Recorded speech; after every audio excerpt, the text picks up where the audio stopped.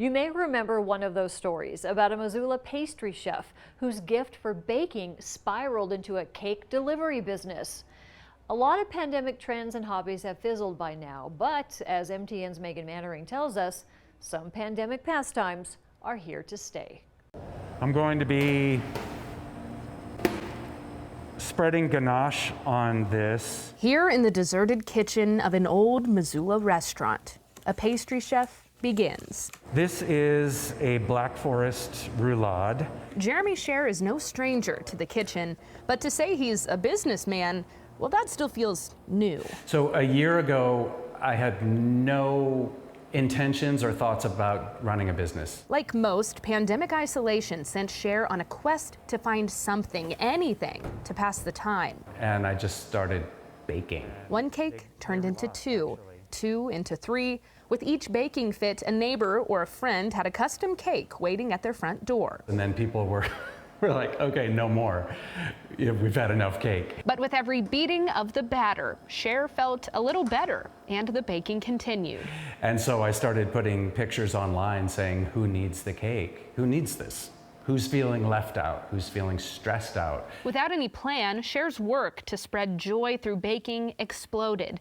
It went from friends paying it forward by buying a cake for a loved one to a pandemic-born business. And I realized I was buying, industrial size packs of everything, 50 pounds of flour, 100 cake boxes, 20 pounds of butter at a time, and I was really, it was getting expensive. A business plan fell from the sky as effortlessly as the powdered sugar atop this dessert. But 2021 has been anything but a piece of cake for this pastry chef. I had 25, 30 orders on the books going into Christmas time.